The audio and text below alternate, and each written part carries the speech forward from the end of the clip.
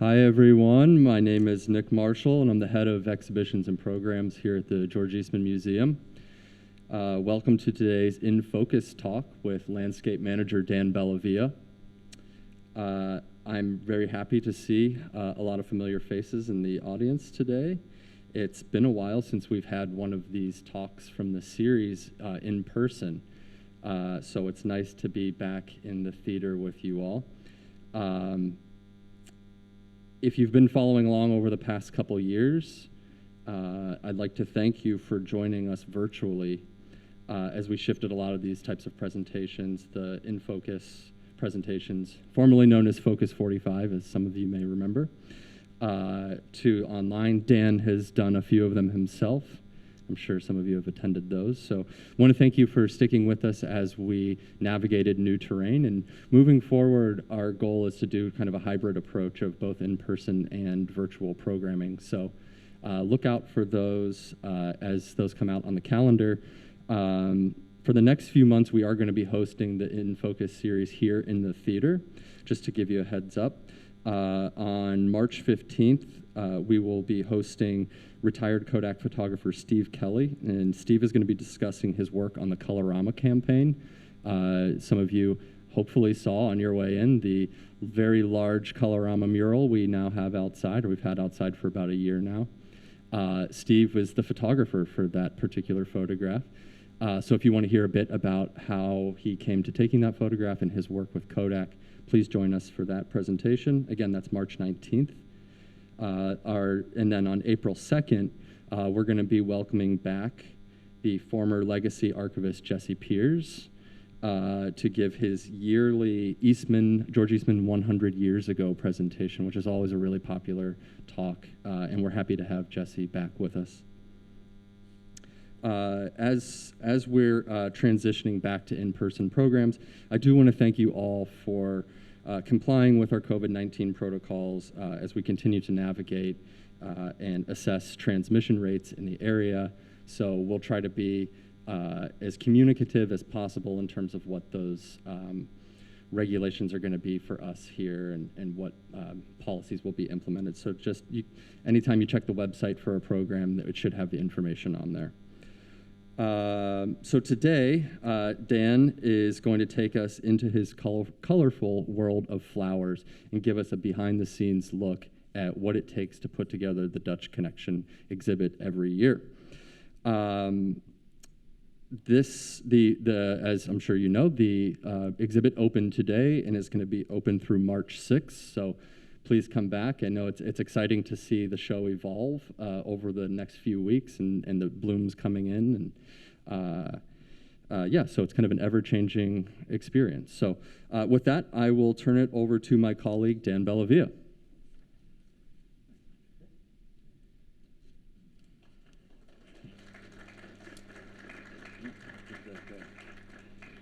Hello, everybody. Can everybody hear me all right? Okay, good. Thank you for coming today. You get to take a little look behind how all this happens every year. People come in, they see the show, and not that it's magic, but they don't realize the amount of work that goes into this show every year. I stress to everybody who comes to my talks, without my volunteers, this show would never happen. There are two people on my staff, myself and my assistant, and we're able to put this off with the help of my volunteers. So they are the ones that get the biggest hand. As I go through, I'll explain what some of my volunteers do. You'll see pictures of it, so it gives you an idea of how things go.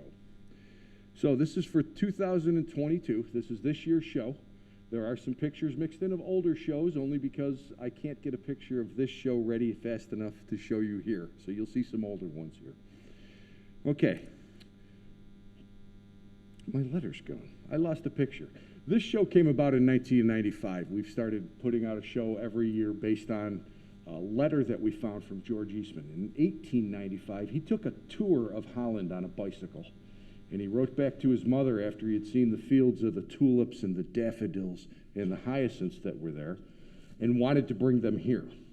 At that point, Eastman had not built the mansion yet, so he was still living in the Sewell house down the road and was planning on building himself his own estate and really wanted to bring him in, and it was something that he really wanted to have done.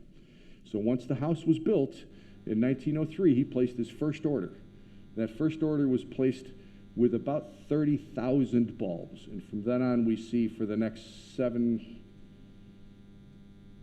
years, he was buying bulbs every year, anywhere from 30 to 50,000 at a time. A lot of them got planted in the yard, but every year he planted a bunch into his greenhouses so that he would have them during the spring. He would force them, just like we do, and bring them into the house so that he could have a display every year in the conservatory. There are some pictures around. I think I do have it. So this is one of his orders that he did in 1916. We actually have each of his orders that he did. And for a lot of times when we are in the period of an 03 year to an 017 year, we tried to mimic the colors that he used. He did not buy any in 1922, so I don't have an order of what he did. So from then on, once we got out of those years, we picked basic colors to bring in. Throughout the years, I've added a lot more different textures and different plants to bring in. So here's a picture of how he would have his conservatory set up. You can see the display as we have that organ stand in front of the organ now, typically, except for during my show, filled with plants. He also had it filled with his flowers. He would bring them into the house and have them displayed for weeks on end. In the summertime, or in the springtime, he would bring out large boxes that he had planted of them to put them into the terrace so he could have them up early before any other plants were there. He was very much enamored by the way the tulips are and the daffodils were. So we come to this year. This show starts basically as a year-round endeavor for us. We have a show going on right now. Once the show is done, we begin during the summer months of washing all the pots, getting everything sanitized. My orders need to be in by June. So this is a year-round endeavor for me and my volunteers. Okay, all the bulbs I order right now are from these three companies. Van Engelen happens to be a company that Eastman used to order from. So we're still using that kind of an ordering system. We're dealing with the same company that was around 100 years ago.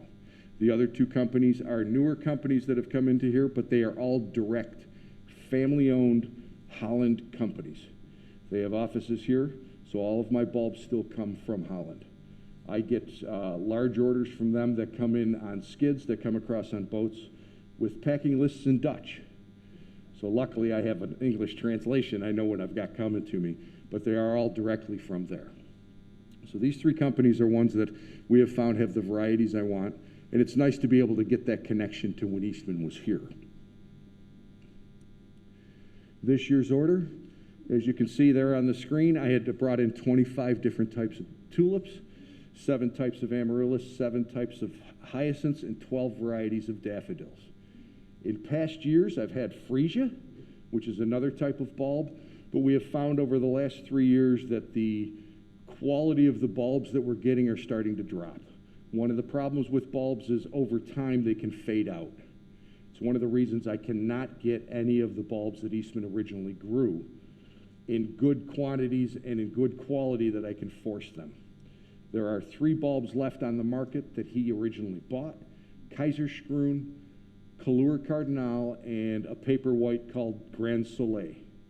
We've had Grand Soleil in the show the last 3 years, but for some reason this year I was told by the growers they're no longer available. They've actually discontinued them.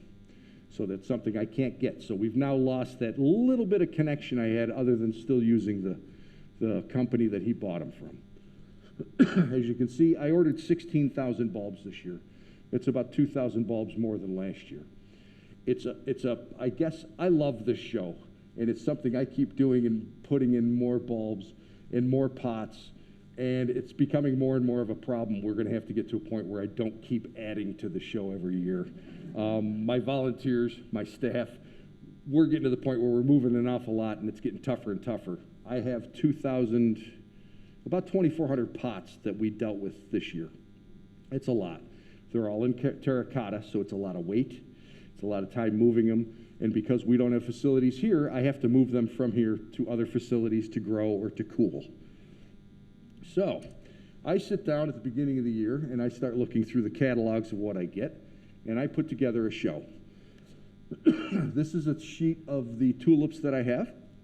This year, it's a little tough to read, and for all the information that's on there, it's a little confusing, but you can see that it's broken down between weeks.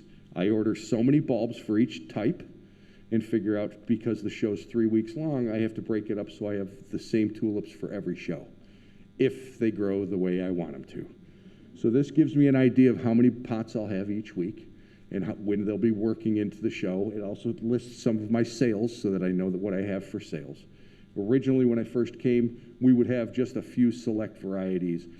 I've watched over the last couple of years what people are really interested in, and now I end up doing sales for some of those special tulips that I bring in. Everybody can go to a Home Depot or whatever and buy purple tulips or yellow tulips. It's those special ones that I bring into the show that I now offer for sale that you're going to have a tough time finding unless you go to the companies that I deal with. But this breaks it down for me so that I can, at a quick look, take a look at how much I have coming in. There's an awful lot of information on here for me. It lists who I bought them from. There's a little key code there that you can see. It lists how many of each I brought in and gives me a total count on pots, because we have to make sure we have enough pots to put it into. Every year, because it's terracotta, we lose probably 5% of the pots that I have from cracking, breaking. Somebody drops one, it's pretty easy to break them down. So this is in June. I have to have my orders in by the end of June, or I am not going to get the selection I want, and I may not get the varieties I really desire to have. So come June, we get to settle down for a month and a half. We're continuing all the way through the summer, washing those pots.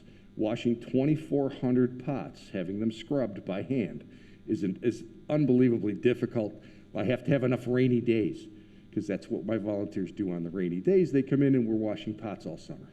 If we have a dry summer like this year, it's a rush to get them done before we have to start potting again in October.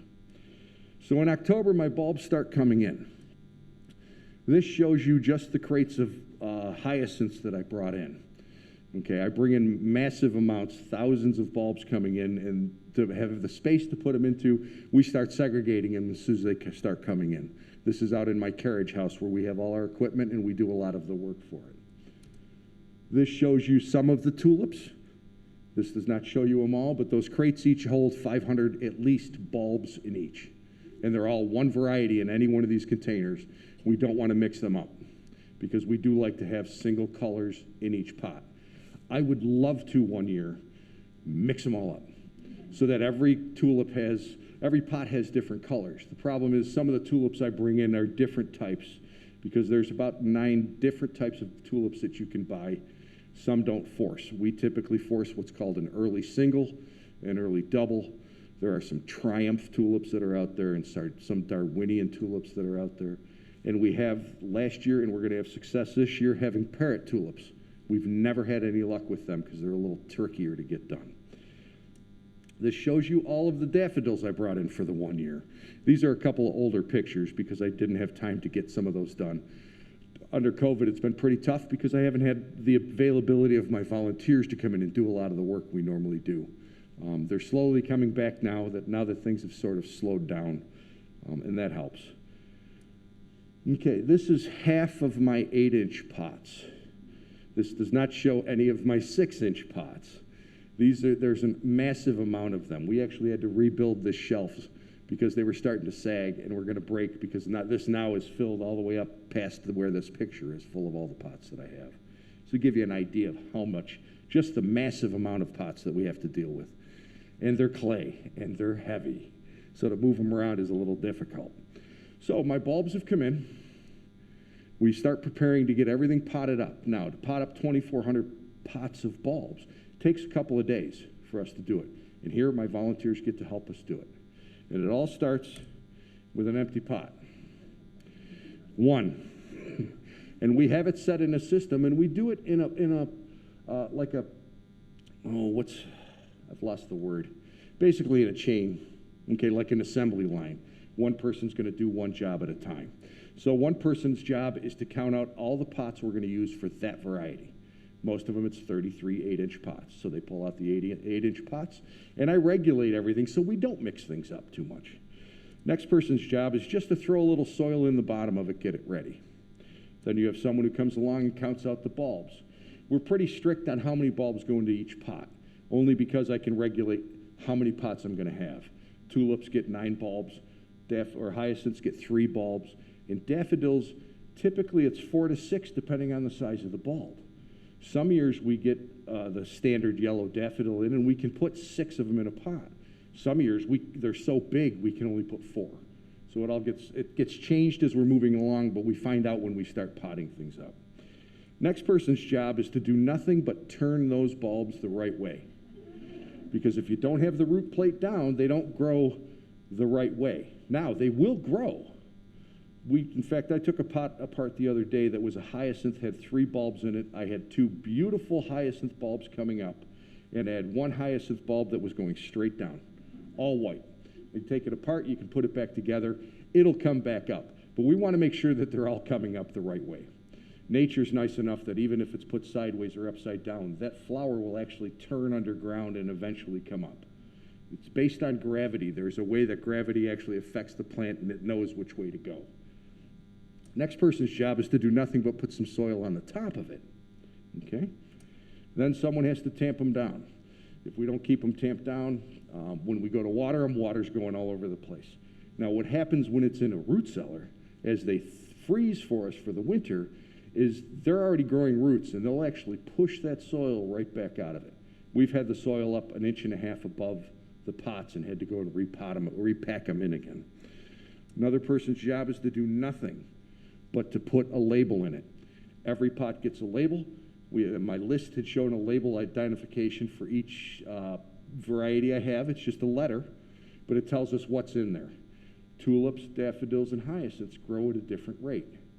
Some need to have 12 weeks of time in a greenhouse. Some need 6.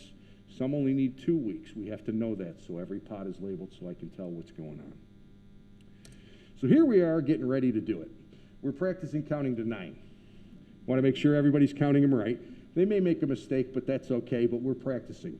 These are my volunteers, and one of my rules with my volunteers is we're going to come in and we're going to have fun. You're going to come and volunteer, you're going to laugh, you're going to have a really good time doing this. And like I said, this year I actually ran 3 different sessions to get this done so that we could get everything potted up. Here they are in some of the steps. You can see they're putting in some soil into the tops of the pots. Typically, I have 12 to 14 people around this massive table making sure they get it done because it takes that long. Sometimes I've got one person who's just jumping in between. All of a sudden, it's sort of like a caterpillar or an inchworm.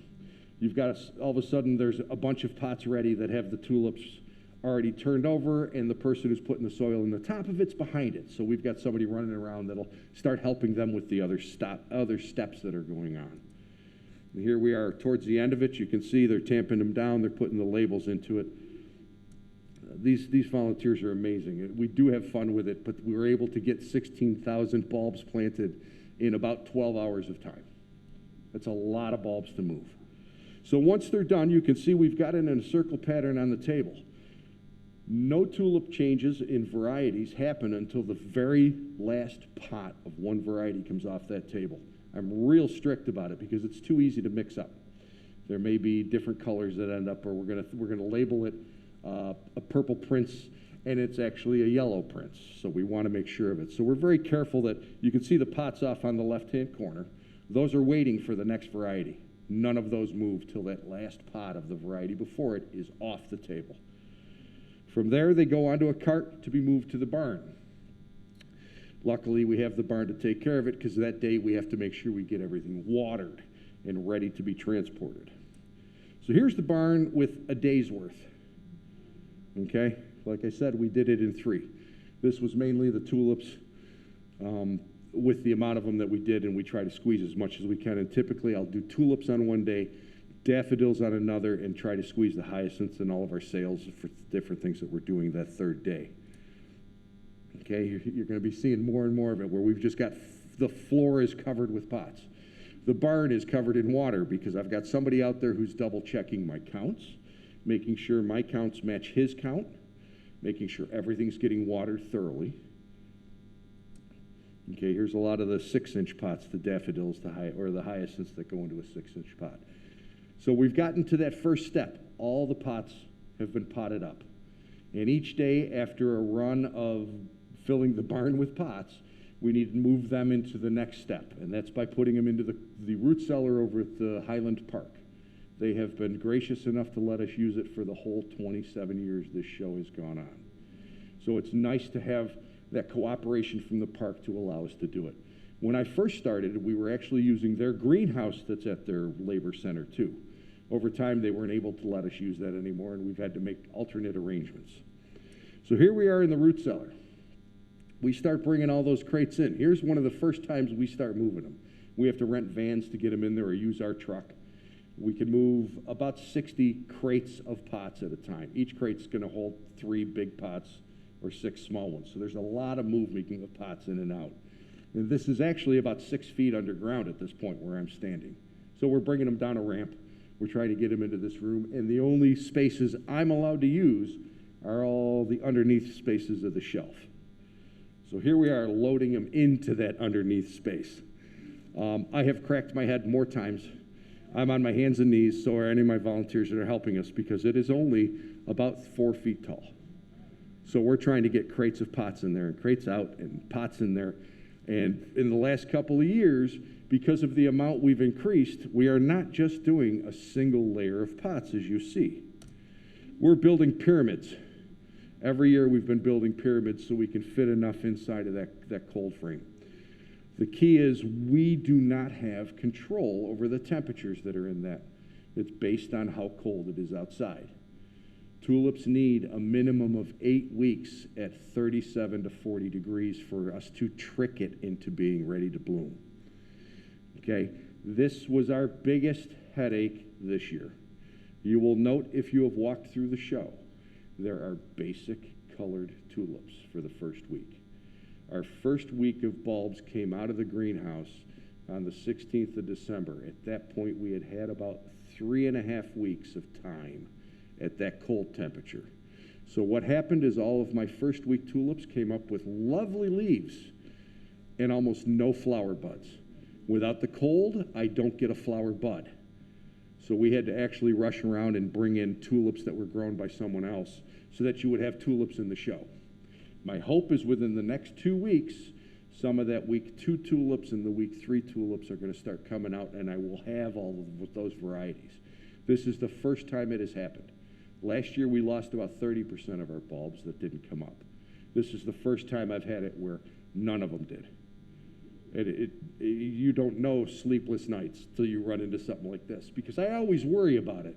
But this year in particular, and with the way our winters are going, from this year forward, I'm going to be renting refrigerated space for the tulips so I can ensure that it happens from now on, because I don't want this to happen again. We've only had 2 years where we had a problem. This was the second one. The first year was back, I think it was it was 2 years before I came. So somewhere 2003 where we were using the greenhouse at Highland. And it was 2 weeks before the show, and we had had a storm, and when Andy, the old head gardener, walked in, the roof had broken on the greenhouse. He walked in to find all those bulbs ready to come to the show, melted from the cold. So we've had it happen before. This is the first time this has happened. But these are the kind of things that go on in a show like this that we only have so much control over. I can go into the greenhouse when they're growing and talk to them, sing to them, dance for them. I can't make them grow fast. I can mess with the temperatures, get them to move a little quicker, but I can't always control everything. And it's one of the things I've had to learn over the years, that I don't have perfect control. I want it, but I don't get it. So now they're in the root cellar. Now we have to look at the next stage, which is going into the greenhouse. That's what this spreadsheet shows me. Each color gives a designation as to what week it is for the show, week 1, week 2, week 3. Now, as you see, the colors are mixed in, and that's because I have a lot of tulips that come in that if it's a new variety and I don't have it perfect, I bring them in early. I would rather have them in the greenhouse a little early so I've got extra time to get the bulb to come up and the flower to grow. But as we start going in, we know certain bulbs that I grow, we know how they grow. We know how many weeks it's going to take. The Prince series, the purple Prince, yellow Prince, candy Prince, ruby Prince, we don't have to think about them. We know that if we bring them in 7 weeks before the show, we're going to have flower buds as long as we get the cooling. So I've staggered it so that I know that. Some of the ones that go fast, you can see, are coming in that 4th week. But every week, starting on the 16th of December, we're moving plants into the greenhouse to make sure that we have everything blooming at the same time. That's my other nightmare, because sometimes we have the daffodils up perfect, the hyacinths are doing great, tulips are behind. Or sometimes the tulips and the daffodils cooperated, and the hyacinths are not going to cooperate with us this year. So we do some tricks to try and get it to come up. But this gives me a snapshot of exactly what's going to be happening. I have a sheet for the daffodils, the hyacinths, the tulips, so that we know what's coming in. First week we're bringing, usually it's the tulips. Then we start bringing some of the slower daffodils in that second week. Eventually we start bringing the hyacinths in. And the very last things that come in are the miniature, the tay-to-tays and the jet fires, those miniature daffodils that take only 2 to 3 weeks to get them to pop and bloom. So it's all based on the timing of what we have to do to get everything in there. This year we were forced to use a brand new greenhouse. Lucas Greenhouses we've used for the last 8 years has closed. So this year we had to go and find a new greenhouse. And we were hard pressed because most of the greenhouses that can have the capacity around here, it's some of the garden stores, they don't have capacity to fit me in. I need about 1,000 to 1,500 square feet. I was lucky enough to talk with Bill Chase. He only had 16,000 square feet greenhouses, which is way too much, and connected me with Pike Greenhouse, which is out in Avon. So now we have to take all of our bulbs out of the root cellar and bring them that half-hour round trip to Avon. And remember, they're all going to have to come back here again. It's one of the reasons I would love to have a greenhouse on the property. We could be able to control it. We could control costs. It's just not a feasible way to do it right now. So here's a look at the greenhouse after we've got most of the plants in. Half the greenhouse, I should say. This is about 120 feet long that we're using. Controlled pretty well. Sometimes you've got cold nights when you're using a plastic greenhouses, there's always holes. So you'll get cold nights where you'll get a lot of air infiltration and the temperature may drop below it. We can warm up a greenhouse without a problem. When the problem happens is when the sun comes out, because now all of a sudden it's 20 degrees outside, we get a beautiful crystal sunny day, the temperatures inside the greenhouse can go up to 100 degrees.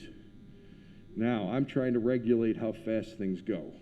You get to 70 degrees and tulips are at an optimal point, they're growing faster. You get to 40 degrees, you can slow them down. Well, if we're coming close to the show and I'm 3 weeks out and we get a run of 2 weeks of sunny weather, all of a sudden my tulips and my daffodils are going to be ready a week early. So then we have to be raising the sides of the greenhouse to try and cool it down every day and make sure it gets warmed back up at night. So some of the things that we deal with, it's constantly looking at what's going on. I'm surprised I still have the sanity I do after doing this long, because it really does prey on my mind, especially as we get closer and closer to the show. If I wake up in the middle of the night, I know I'm not going back to bed. I'm just going to sit there and keep thinking over what I've got to do. Give you another look at how the greenhouse is. These guys, Andy at Pike, has been fabulous for us. He never does anything like this in the winter. He was able to watch how things go and is able to work. He's going to be working with us for the next couple of years. As long as we're going to keep doing the show, he's willing to do it for me, and he's given me the best room he has, which I thought was fantastic. As you see, we fitted a lot in there. You can see some of the amaryllis sticking up here and there. Most of the pots have things up already. They're going to start greening up. This would have been, I got to think, this is, I think, like the 3rd week of January. One of the things we always run into is amaryllis has a problem. Not a problem, but when we bring them in, we try to cool them down. We slow them down because they only take about 8-9 weeks to grow and get into a flower. If we plant them too early, the flowers are ready before the show. And we had that again this year. We've tried to cool them. We've tried to slow them down. We can do that for a couple of weeks, but what we found is if we go to 3 or 4 weeks, we open up those boxes of amaryllis, and I have lovely large stalks of white asparagus. They'll be this tall inside the box. No water, laying sideways, doesn't matter. And we pull them out, put them into pots, and now we've got to really slow them down. And amaryllis are a little tougher to slow down because I only have so much of a temperature range to slow them. You get too far below 40 degrees, they melt. So it's a real tricky part of it. So when we get them into the greenhouse, we try to find those colder corners, keep them a little cool, slow them down. What's nice is the quality of amaryllis I buy. Typically, I will get 3 stems out of it. So that first stem that's coming up before the show, it isn't a problem. We get some lovely color in the greenhouse. We can cut that knowing that we're going to get more stems coming up for the show. Another look at a little closer how things are coming along. You can see most everything has a little green bud in it right now. We're just waiting for it to come up. Here's the amaryllis that have decided not to cooperate with me. So it's nice because we get some color in the middle of January and get to see them. And eventually we know we will have them ready. We have some varieties that only have a 2-inch bud on them right now. None of them grow at the same rate. We have one that we have fought with forever, and that's the orange one. It's called Naranja. Doesn't matter what we do. It's going to bloom when it wants to, and we have tried to do everything to slow it down, and it's always in bloom before the show. So we always know we're going to have a nice orange bloom, but we always get enough blooms to have it so that we can have it for the show. As you can see, they're up and smiling at us already. This is a new one. This is called Elvis. We had one that popped up early. One of the things we always run into that people don't realize is I order my bulbs. They come into me with labels. It tells me what's inside the box. I have to have 100% of trust that they got it right. Well, this year I ordered 24 of what's called Barbados. It is a gorgeous red amaryllis with green throats and white stripes. I got myself a whole bunch of pink amaryllis this year. I never know till it grows. And sometimes things make mistakes like that happen. We had a year where I had a box that had a handwritten name on it and a box that had an actual label on it. They both said it was an orange tulip. I can't remember what the name of it was. So we put them all in. We potted them up, and then they started growing, and all of a sudden I see my orange tulips coming up, and in the middle of it, I've got white tulips coming up. Somebody had mismarked the box. So it does happen. Every once in a while, mixing a bulb is one thing, but when you order one variety and all you get is another, you just have to make that change and be ready for any of those kind of things that happen. A lot of things I can't change. A lot of things I don't know about until they start blooming. So sometimes we get very pleasantly surprised. We'll get new varieties of daffodils that I've never brought in, and it's like, wow, that's a nice one. That'll be in next year's show. So it's almost they're trying to sell me more daffodils, or mistakes do happen. So that's okay. We deal with it as we go along. And this year, we've been having some fun because it's a brand new greenhouse. We didn't know what to expect. And Andy's been a great guy, and he's brought along his partner for us. This is Nova. Nova would come out to the greenhouse every morning and greet us. He's a rocket. He runs around the place. So it's nice to have a dog coming through and at least have some cheeriness. He's always happy. So if we go in and we're in a little bummed of a mood because nothing's going right, Nova comes out and saves us. So now the bulbs are growing. Everything's coming up to the show. Now I have to start thinking about it 2 weeks before the show, all the other plants that I bring in. You've seen Clivia and primrose and begonias and the irises and those kind of things, the grape hyacinths. I can't grow all that stuff. It'd be very difficult to, so we have to bring them in. So here they are as we bring them in. They're coming in from a couple of companies that I deal with out of Canada. One of them is Trillium Florists. These guys are great. They deliver to me. I order on a Monday. They deliver to me on a Tuesday. I order on a Thursday. They deliver it to me on a Friday. The only hitch is my delivery time is 10 o'clock at night. So either myself or my assistant have to be here in order to unload the truck and sneak it into the potting shed so things don't melt. So there is a trade-off for us having such a good supplier, but it's what we have to deal with. So I have all these brought in, and my volunteers come back in and start getting them all potted into clay. And here's a nice shot of all the begonias set up, waiting to be put into the show. So then it's finally time. We're going to start putting the show together. This is even more fun because now we have to move all those plants from the greenhouse back to the house. We have to rent U-Haul vans to bring it in there. We need a heated space.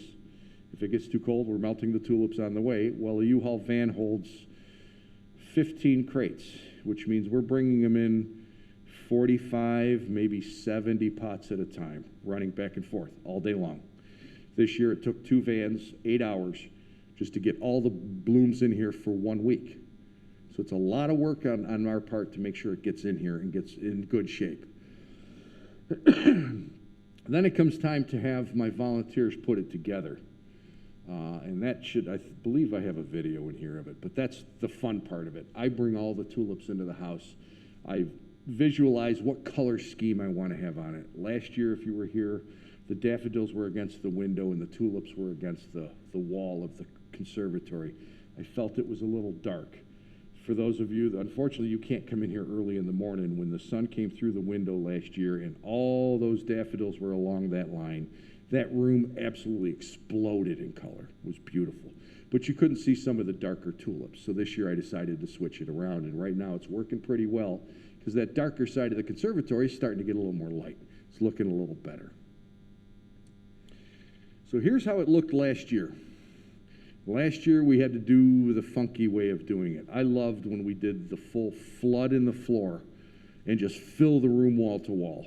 It was a nice way to display it, but because of COVID, we went for a safer way of having this two-way path. What that did necessitate is for me to build all the risers that were in there. So last winter, we spent an awful lot of time building risers to get it ready. We had to build 10 risers to make sure we would be able to do two paths. Because with it being two paths, putting it on the floor, it wouldn't have looked right. I couldn't get that rise in the height that I wanted. So this has worked very well. And a lot of people have come up and said they love it this way. I've had a few people that have been coming here for years and years and years say, Dan, I don't like it that way.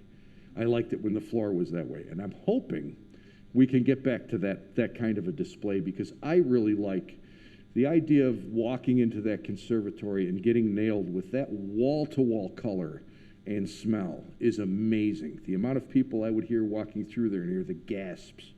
They still do it now, but it's not as big as a wow to me. So I'd love to go back to it. But we are still at this system for this year. Hopefully things finally calm down and I can go back to the way I had it. I would love to do it that way. It's a little easier to set up, a lot less equipment, things to put together. These risers, I don't have a lot of storage space, so every year we have to take them apart and then screw them all back together and get them ready and get them painted and touched up so they don't look like a mess. So there's a lot of extra work that this has put into it. We have to lay out carpets for people that are doing things. This year you saw the benches are cleared on the one side. We will be, as product keeps coming in and get more and more product, we'll start displaying on those benches. So when you walk down the one side, you'll have it on both ends. And as I tell everybody that comes into the show, don't just come once.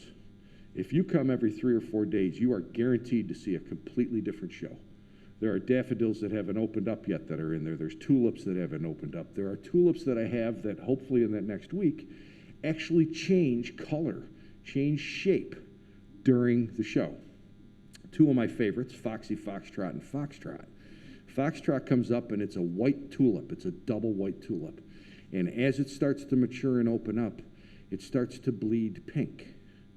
And then by the time it's at its full maturity, it is almost a solid cherry pink. So if you come in once, you're going to see the white tulip. But if you come in a couple days later, you're going to see it starting to change. And then if you come in towards its end at the end of the week, you're going to see it at the full pink. So my show is changing color as we're doing it. Foxy Foxtrot comes up a solid yellow, double tulip again. As it matures, it starts getting a little orange blush to it.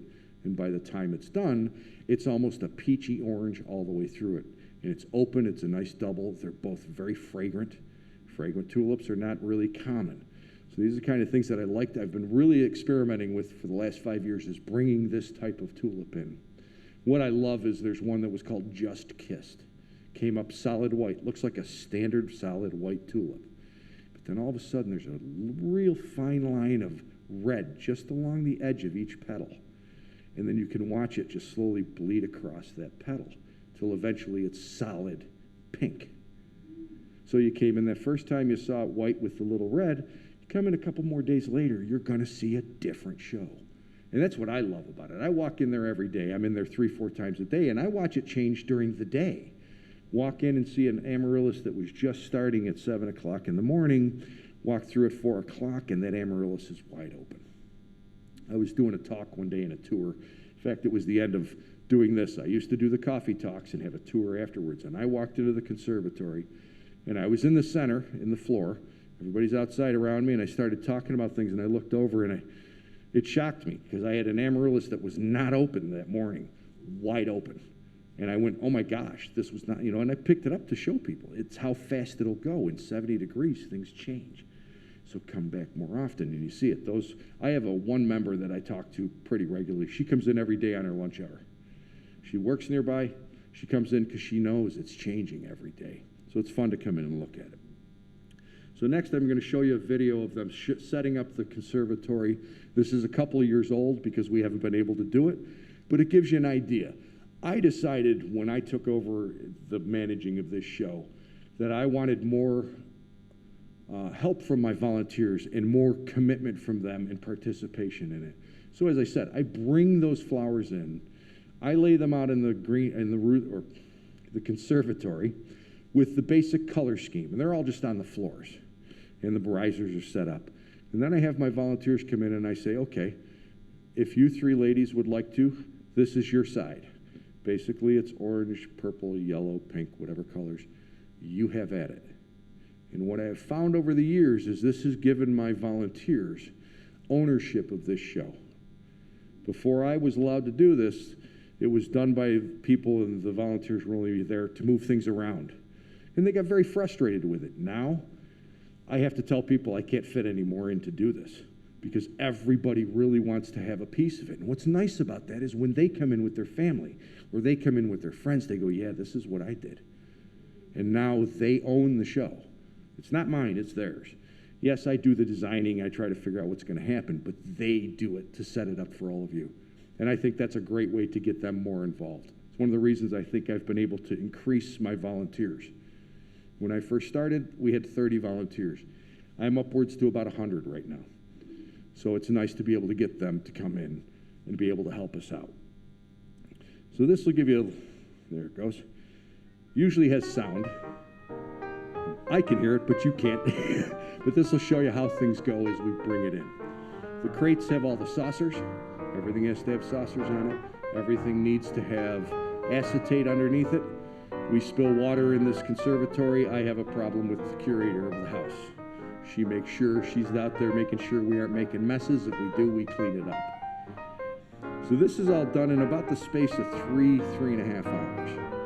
And they're continually moving as they go. A bunch of people doing it. I just walk around and make sure that they've got enough material. They aren't having a problem getting anything put together. And they'll ask me, Dan, does this look okay? Looks fine. To me, how do you mess it up? Mixing colors? No. The only thing I tell them to watch for is don't put a primrose behind a pot of tulips because nobody's going to see the primrose. And that's pretty self-evident as they go to do it. But I will go through after they're done and we'll just look at those kind of things. There's something hidden. And we might move a pot or two. But otherwise, after they're done setting up, we do almost nothing. We water it. And that's it. I don't change a lot of it because I think that what they put into it, that's the way it should be. So that's about a 3-hour job that they did to put that whole thing together and get it set up. We were able to do it in 3 days this year, and it made it a little easier on us to get it done that way. The museum was closed all this week. And so that gave me a chance to do Wednesday we did the conservatory, Thursday we did the colonnade, Friday we did the TV stand and set up all the sales area. It's a lot of work to get all that stuff in here and try to cram it into the different spaces. And we wanted to do it with the museum closed because it made it safer for my volunteers. We didn't have people walking through. Everybody has to be masked on my staff, just like you. Everyone has to show that they have proof of vaccination for my volunteers to come in the museum. So it's a lot to make sure. My biggest concern is my volunteers stay safe. Right now, when the museum is open, I have 1 or 2 volunteers in the museum helping me with sales. Other than that, my volunteers are not in here being exposed to anybody coming through. Right now, we're very, very concerned that any of my volunteers get sick. A lot of them are in the 60 to 80-year-old range. So it doesn't take much. They may get mild symptoms, but for somebody in those ages, it takes a little longer to get over it, and I don't want anybody getting hurt. So I went out and bought special KN95 masks to make sure anybody that's in the house has the best possible masks I can get. I've got hand sanitizer for them. I've got claws to clean everything we need to. So I'm really concerned with how my volunteers are going to be. So we made sure this year that it was safer. It was nice to have those 3 days to do it. Took a lot off of us to be able to get through and take our time. not have to rush through it. We used to do this all in one day. And by the end of that day, I had enough trouble just getting into my car to go home because we were just wiped out moving all that product in one day and getting it on the shelves and getting the saucers moved and getting the crates back out and cleaning it up and rolling up the carpets. It's a lot. But we were able to do it in 3 days, and it came out to be really good this time. And it was more relaxed on my volunteers. They didn't feel as rushed that they had to get it done real fast. So here's a look at the Colonnade. This year, this is last year's shot. So we've got basically the same kind of look to it. But the only thing you would notice if you came last year is the freesias are missing. Most everything out there is about what it looks like normally.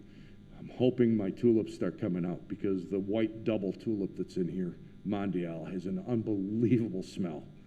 This is our white area where we put a lot of those white colors, and it makes this Colonnade smell fantastic. Years past, I used to line the Colonnade with hellebores. It was probably the most popular thing we did for a few years. COVID came along, and they want the aisleways as wide as they can. Once we get through this, I definitely will be bringing them back. I'm hoping to have hellebores in the show next week because I have them coming in. I'm just not sure what shape they're going to be in as to how flowers are, but I do want to add them back in because it's a great early spring show, spring flower. For those of you that aren't familiar with it, it's called the Lenten rose or the Christmas rose. I bring in Christmas roses. If you have them in your yard, and I have them in the house property, they actually have their flower buds out in December. The snow comes, they just go to sleep, and as soon as the snow starts melting, these things pop open, and they're beautiful. There's yellows, there's whites, there's purples. It's the earliest flower you can get to bloom around here. It's even before the aconite that we have, the yellow flowers in the yard that you'll see in the spring. So I love to have them in here because they fit perfect with those early tulips. I tried to bring in things that are very, very early spring. Give you an idea, at least a feel of how spring's going to be as you go along. Last year, for the first time, we were lucky. We were able to get parrot tulips to grow. This is a very difficult tulip to grow. People will put them in their yards. It's a lovely one, but it is not one that lasts very long. What they have found is they'll last 3 or 4 years, and then all of a sudden they'll just disappear. They take a lot of energy to put up a flower like this. And these are neat because, as you see, the bud you see in front of you is almost all green. And it's not leaf that's on the outside of it. It's actually the petal that has not changed color yet. And it will end up like the one on the left, where it's completely covered in color and riotous. This was Parrot King. We were able to get it. Last year we had 3 that came through. Silver Parrot. You know, and when I looked at the name of it, I thought, oh, this should be nice. Well, it comes up white and red. I'm not sure where the silver comes from. And eventually turns into wild red. And these, as they open, they actually open completely up, and the petals just go pretty much any way you like. I love them. This is Foxy Foxtrot. After it has gone from that solid white color into the peach, you can see it's changed. It's no longer a white tulip, and it is a beautiful crystal white color when it comes up, but it changes that much as it goes through. Something we've added in the last couple of years that people like is this guy. This is a Clivia. It's actually an amaryllis. It's a variety of amaryllis that's grown in South Africa. I've spoken to people who have gone there, and apparently this flower is a weed. I don't know how it's a weed there, but because it wouldn't be a weed here if we could grow it outside. You can grow them inside. You can get them to rebloom just like a normal amaryllis. But it's a beautiful addition. What I like is, as I've designed these shows throughout the years, is add different textures of flower, add different shapes, so that it's not just the standard tulip that you see or the standard daffodil. I want something else that's sort of going to pop. And every year I add 1 or 2 varieties to get people as they're walking through to go, wow, that's pretty neat. That's something I haven't seen. One of the reasons we went to having those charts out, which they aren't out yet, but they will be during the week, that show you all the different varieties that we tried to grow. They don't always make it. Most of them do, but it helps you identify what you're looking at, something you might want. So that gives you an idea of everything it's going to take me to get to this show, get it finished. Today is the one day I look forward to because at this point I can sort of sigh and relax. I'm still running around all day. I'm doing talks or we're doing sales, things like that. But I finally can say, okay, it's done. There's nothing more I'm going to do to it today to get it ready for everybody to go. because it does wear on my mind. Now my biggest concern is answering questions for people. I try to spend as much time in here. Myself and my assistant are here every single day this is open. From 7 o'clock in the morning till we close. We put amazing amount of hours in here. Family life pretty much gets put on hold. My wife says, "Who are you?" Because I come home at 6, I'm out the door by 4, and on my way here. I live an hour away, so it's even more time for me to do this. But I love where I live, and I love my hour. My hour drive to and from work is spent worrying about this and thinking about it. So I get a lot of things out of my head. We start making those lists of everything that's got to get done. Oh, you forgot to do this yesterday, Dan. Make sure you've got it done. So I don't mind the drive, but it does take a lot of time to get this done. And I'm just glad that so many people get to come in here and enjoy it. Because to me, this is a great offering that we give to people, because after January, December, especially when we have a very cold December in January, this at least tells you there is hope. Spring's coming. It will be here soon. So as I said, this show, it's done almost entirely by my volunteers. I tell everybody, something you want to do, come volunteer. I don't care what color thumb you have. Green, blue, purple, doesn't matter. I teach you everything you need to do, and the way I look at it, there is absolutely no way you can make a mistake. If you put a pot in the wrong spot, we fix it.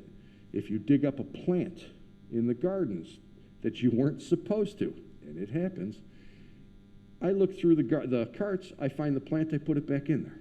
If I can't find it, I've got it in the nursery. And I can tell just walking through, been here long enough, I know this property without thinking about it. I'll notice a plant's missing. Nobody gets in trouble.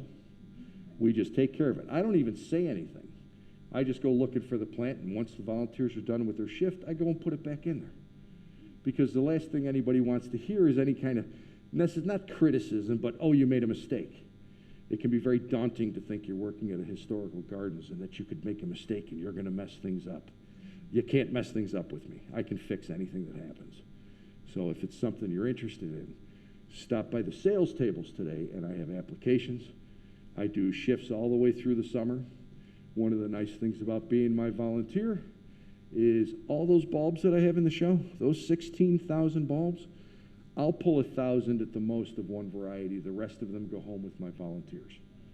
I have people that have done this the full 27 years and have spring gardens that would blow you away, better than what I do in a display. So it's a nice offering that we give to them because they came in and did the work. They get to take it home. We do dividing in the gardens. We divide plants. I do a plant sale every year. Been trying to. Last couple of years have been difficult. But when we take apart anemone, for instance, I have so much of it on the property, I put aside 45, 50 pots. The rest of it goes home with my volunteers. We have extra annual plants that I bring in for putting around the property. Goes home with my volunteers. They've got a problem in their garden. They bring me the problem. They bring me the leaf. They bring me the bug they found. They bring me a plant. Dan, what is this? We find out and do it. So becoming a volunteer here, there are some really great benefits for it. So if it's something you're interested in, stop and talk to me outside at the sales table. I'll be glad to get you one. If it's something you might be interested in, let me know. If it's someone you know would be interested in. We need more help than you wouldn't believe. I have a garden out here, the terrace garden. You all probably walked through and saw it. It's been torn up since 2019. All that plant material's in the nursery. That garden's got to be rebuilt this year. So we need the help that we can get. So if it's something you can do, please come and do it. I always give the spiel because without my volunteers, this place is not going to be as beautiful as it can be. There are two of us, myself and my assistant. That is the landscape department. So we really depend on the volunteers. I'd also like to thank Jerry and Karen Kroll. They have graciously given us an underwriting to this show for the last 27 years. They've never missed it. They're fantastic people. They're willing to come up and step up for the show. Pike's Greenhouse, I mentioned them because I had already told you they did help us this year. I didn't have a greenhouse until I believe it was the third week of September. My plants go in October 1. So I didn't have a lot of chance of trying to find somebody who was willing to do it. He was willing to step up and he's willing to keep doing it. So I thank him completely. And Monroe County Parks, they have been with us for 27 years. All 27 years, we've used the root cellar. We were able to use the greenhouses for years. I think it's great that they step up and help us. I'd encourage all of you to come back and see the show some more. Come out and take a piece of it home with you. I have a lot of plants for sale, something that you can learn. Everybody who buys plants, they get a little information on the plants. Everybody gets my card. You got a problem with a plant, you got a problem. I tell anybody who walks through the property or even visitors, you've got a problem with a plant or you aren't sure what it is, drop me an email and I will get to it. I will take a look at it. We've got a picture of it, or you can drop a piece of it that's a problem. I've got a couple of volunteers that just love to research things like that. What's the bug? What's the plant? Why is this flower having a problem? So we always offer that to anybody who's coming through. Come talk to us. I'm on the property every day, but the weekends in the summer, I get to take off. But most of the time we're on the property, ask the questions. Are there any questions out there? I know I covered a ton of stuff here. Yes. Dan, first I'd like to, if we could just give Dan a round of applause for all of the work that he's done. Thank you. Thank you. And I'll go around with the mic for questions. And I do want to just confirm that Dan has saved the bushes in my front yard from bugs by me showing him pictures, and has helped me identify a lot of things in my garden. So he's not lying. He'll help. Yep. How and when do you feed the bulbs that you have in the ground? The bulbs that are actually in the ground or in the pots? In the ground. Most of them you should be able to, you shouldn't be feeding them except for towards the fall. Their biggest growth spurt, once they're done blooming in the spring, they go completely dormant. They don't do anything. They start growing roots in that somewhere around August, September. You'll see if you were to dig them up, they'd start doing it. So if you give them fertilization in the fall, you're going to give them enough so that they can get through it. All the way through that the summer period, they go dormant, but that bulb is still sort of growing a little bit. Most of it is re-energized. If you were to grow a tulip, force it, or even in the ground, you've got a nice fresh tulip that you've planted. If you were to dig it up after it's bloomed and after the leaves are done, you would find two small bulbs, because as long as the leaves are on there, it's starting to rebuild that bulb and give it enough energy. So you can give it a little bit in the spring, but it's a chance you're going to cause more trouble. I would say definitely give them fertilizer in the fall. Just about any standard fertilizer will be fine. Something that's a 10-5-10, something like that, that'll help it encourage getting enough of the energy, because all of that bulb is what the tulip feeds on to put its bud up and its leaves. All the starches that are in there, that's the food it goes on. The roots are basically to pull in some water and a little bit of nutrient, but all its food's that bulb. That's why when they're done, that bulb is gone, and there's two little babies or three little babies next to it. So. Other questions? I can come to you with the microphone if there are any questions. Right in front of you. Oh. I was wondering, you mentioned the Christmas rose, the helivores, Yeah. and if you know how you can possibly get them to bloom at Christmas, like you see on a Christmas card. The biggest problem here is during Christmas, we've got snow usually. Like this year, we didn't have a lot of snow. So if you've got true Lent or Christmas roses, you should have seen the buds, and they may start opening at that point. The biggest problem is because we have the snow, they're covered up. So they'll start popping once snow starts disappearing. The Lenten rose is a little different. That's one that is going to be near Easter. And usually there's no snow around, and you will see those. They're definitely a different one. They have very large leaves. They have more vibrant colors to them. But other than going and shoveling out the garden to get rid of the snow, there's not a lot you can do to actually see them at Christmas. If in the right climes, you can get that to do it. You know, farther south here where they don't get a lot of snow, you'll see those Christmas roses coming up. So there's some things we just can't control. Any other questions? Anybody up in the... Yep, did you have one? How do you fertilize no,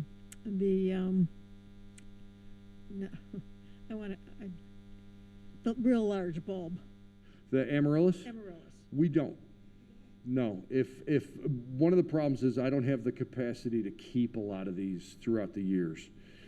I'll keep a couple at home. Some of my volunteers will keep doing it. There again, you've got the same kind of thing. You want any bulb that you're going to try and force the following year for amaryllis. You want to let it go through its complete cycle. You want to have all those leaves come up and make sure that that bulb is re-energizing itself. You can add a little bit of fertilizer once the flowers are done to give it a little bit more oomph as those leaves are producing more energy for it. But after that, you really don't have to.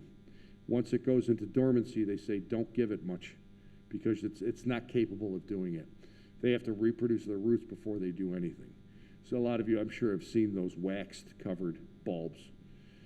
You don't water them, you don't do anything. It actually completely uses up that whole bulb, so once it's done, it's never going to grow anything again because it's used up too much energy to do it. But when you've got it in a pot, you've only got to give it a little water and it'll get itself going and it'll regrow itself. So the only time with the amaryllis, I would say, is towards the middle of summer when the leaves are starting to go. You might want to give it a little bit. That's it. And any other questions? We got time for one more. If there's any other? No? Okay. All right. As I said, out on the sales table are my cards. I encourage you to take one. Get a hold of me if you got questions. If you want to be a volunteer, get a hold of me. I'm always looking for people to come in and have fun. We run sessions Tuesday through Friday in the mornings. And for those people that work, I do run a session Thursday evenings from 5 to 8. I find that the most fun because I'm dealing with people that have worked all day, and to come out and play in the gardens, it gives them a chance to just get away from everything. And we have a lot more. There's a lot more laughing that seems to go on at that point. But and if you have other questions after this is done, feel free to send me an email. Stop by and see me on the grounds. I do not ever suggest anybody calls me on my phone because I'm almost never at my desk. So I want to thank you all for coming today, and I hope you learned something new about this. Enjoy the show. Thank you.